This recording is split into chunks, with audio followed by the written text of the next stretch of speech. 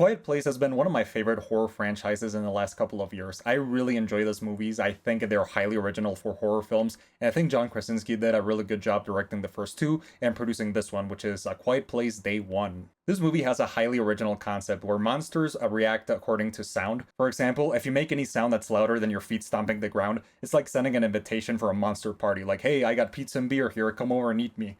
It's just so cool. I love this concept, and it also allows for a lot of really creative plot elements.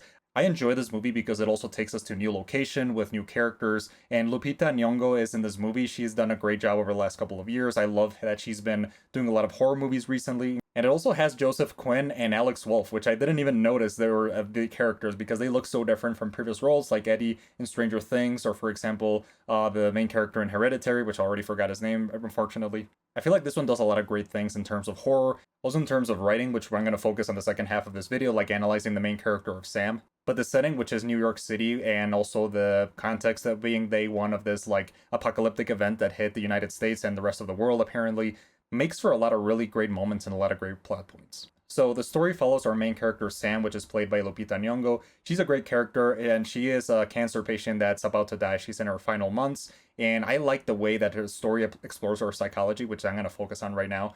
And she is just great in this movie. For example, her character and her personality is really kind of like cynical, but she also enjoys the small moments. She agrees to go to downtown New York City with another character played by Alex Wolff, and with the condition that she wants to go eat pizza. And that's when the whole apocalyptic thing happened. And her character is basically somebody who's like going through two different events, which is the cancer, which is something that's addressed in like the rest of the movie at the same time that she is battling this new apocalyptic situation that she finds herself in, which made me realize that she's going through two different situations of survival.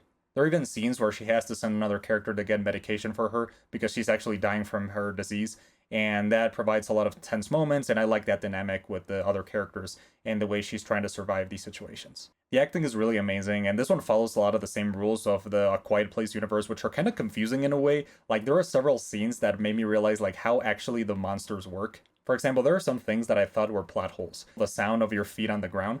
In A Quiet Place 1 and 2, it is established that the characters need to take their shoes off and they need to create paths of sand in order to not make any noise. And I thought that was a plot hole in this movie because they walk a lot and without alerting the monsters. But then I realized that it is actually like the sand and the walking bare feet around the farm was actually because of all the branches and leaves on the ground that create sound when you step on them. So I don't think that's a plot hole. But there are other situations in the movie, for example, characters that are running and they're like catching their breath, they're like, and that just creates sound, which I realize that is pretty loud, even louder than speaking.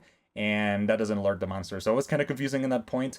But the movie plays with sound in some other ways. For example, like the crashing of cars and like the sound of alarm systems, sounds of generators. A lot of things that alert monsters, and it plays with the sounds of New York City. It's something that hasn't been done in the franchise before, which is taking place in rural areas. Even at the beginning of the movie, there's a title card that says like New York City makes so much noise that it is almost like somebody screaming at all times. Which, if you've visited any city in the United States or even anywhere in the world, you realize that it is true. That noise pollution is a really, really big mess. And I guess the movie is aware of this. For example, there's one scene where after the initial attack by the aliens, creatures, whatever you want to call them, and everything settles down, and then people start coming out of their hiding places. They just start walking slowly throughout the street, and that provided a very tense moment. And soon you realize that that plant is as solid as diarrhea on a colander, because as soon as that happens, like immediately the monsters come rushing in and start like eating everybody, creating chaos.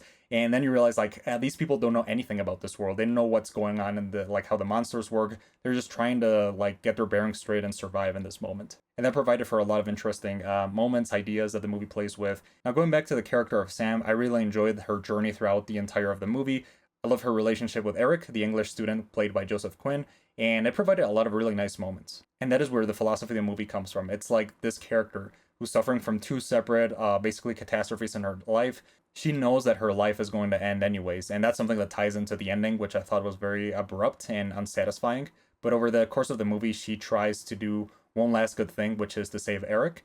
And over that course of the movie, she also wants to go just eat a piece of pizza from her favorite restaurant in New York. That is something that she wanted to do before she died, and that's something that I really enjoyed, because that is her purpose even before she was dealing with the monsters. Like, as knowing that she was going to die soon from the disease, the cancer, she just wanted to enjoy that one last pleasure. And that is, I guess, the whole theme of the movie, is like finding pleasure in those like small moments and realize like even if you're suffering, you can still have meaning in those things that you really enjoy. whereas it's a terminal disease or the apocalypse. I think that really tied well into the plot. So I feel like the idea of making her a hospice patient, like the protagonist of her story, does have a really deep meaning in the context of the movie. I especially love the scene where they go to the restaurant. They actually discover that the pizzeria that she wanted to go, I think it was called Patsy's, was destroyed in a fire, and then she gets all sad. And that's something that really I related to in a little bit. Like sometimes you just want a very specific pleasure, and being unable to get it, she just breaks down. They go to another restaurant, and then Eric goes and grabs a different pizza that he finds and gives it to her with the name Patsy scribbled on the cover of the pizza. And they have a really sweet moment that I really enjoy. They connect there for a while, even though they're like total strangers that never knew each other before the apocalypse. They suddenly feel a very strong desire to connect to each other. So that theme was one of the strongest in the movies. I really enjoyed it. And overall, I think it just relates to the really good writing of these movies. And yeah, I highly enjoyed it. I also really enjoyed the way that she basically has this last act of bravery for saving Eric. And after that, she survives for a while. But the ending was really abrupt. I really thought the ending was just not that good because at the end, she basically commits suicide by letting herself be killed by one of the monsters by making noise. And I just thought that was just really strange. I think maybe it relates to her feelings in the last days of her life, but I just didn't think it was necessary to include that scene. I feel like the ending would have been much better without that. But anyways, those are my thoughts and analysis of A Quiet Place Day 1. I think it was a really good. I liked it. Probably not as good as the other two. I think it's a really good addition to this universe. I believe they're going to make a few more spin-offs aside from the third part, which is going to come, I guess, next year or 2 years from now. But the movie was pretty good. It was pretty solid. And yeah, I'm going to give it a 78 out of 100. And that's pretty much all my thoughts. So if you like this video, please like, share, and subscribe for more horror content, horror movies, horror video games, gameplays. I'm going to be live every once in a while. So yeah, that's pretty much everything. So I'll see you around.